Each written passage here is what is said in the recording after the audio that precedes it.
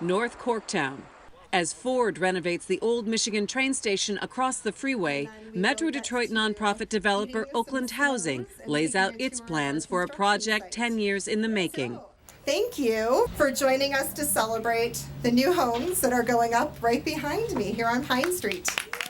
These will be the North Pine Street townhomes, built for middle-income wage earners, 14 units, averaging 1,500 square feet. Middle income means those making between 80 and 120% of the area's median income. That's a family of four earning $61,000 to $91,000 a year. The target market? Those sometimes called the missing middle. Middle-income families are the sort of the forgotten middle of home buyers. The people who are in the 80 to 120% AMI band represent the backbone of our working society. They can be carpenters, dental hygienists, physical therapists, people who work in the city government here with me. They're probably paying too much in rent, but they make too much to get subsidies for low-income rental. They may not, though, make enough to save for a down payment on a market rate home. You know, they're people who are holding down good jobs, but just don't make tons of money.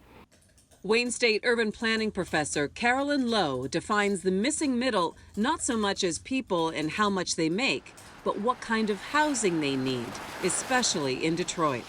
It's middle density, so it fits into a single family neighborhood. It's not a big development and it's not a single family house.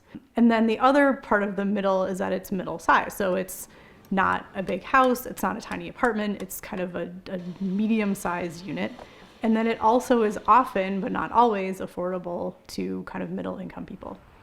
While the townhomes run more than $200,000, compare that to these on the other side of the freeway where Tiger Stadium used to be. Corktown Central costing twice as much, market rate, more elegant, but of comparable size. Back in North Corktown, there's more room to grow. We went from being a dilapidated area with all of this blight, which some we do have, to having $400,000 houses within walking distance says a lot about the area. And when you have a non-for-profit like Oakland Housing saying not only are we going to build affordable housing, but we're going to present it to the neighbors in the neighborhood to have first crack at that housing, that's very exciting to me. Oakland Housing has a long history. Founded by James Cousins some 80 years ago, the Ford Motor magnate, mayor, U.S. senator, and philanthropist wanted more home ownership for middle-income wage earners.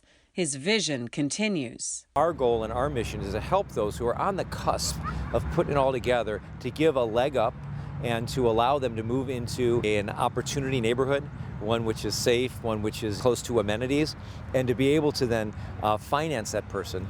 Jerry Esters grew up in this neighborhood and owns rental properties here.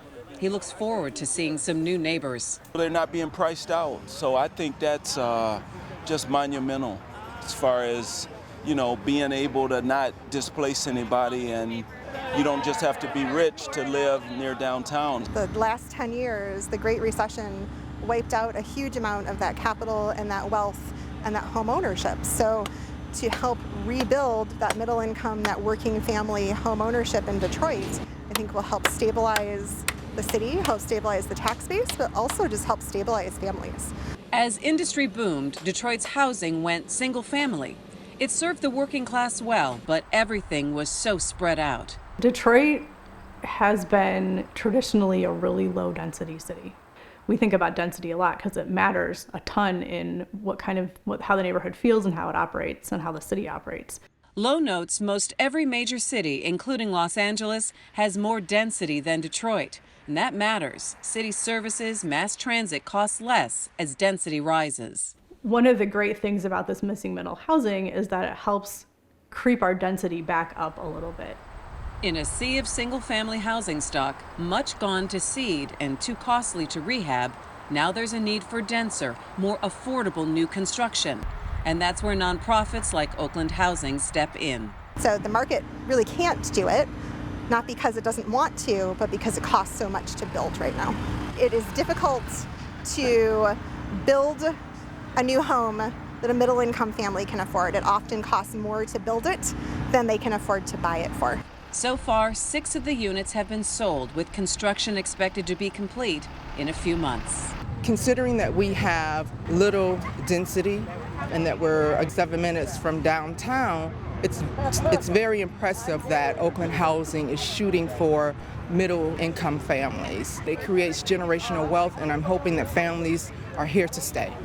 The city does well when it attracts all different kinds of people. If you only have rich people, it's not great for the city. If you only have poor people, it's not great for the city. So if you want a really diverse city in all kinds of ways, you need people at every income level.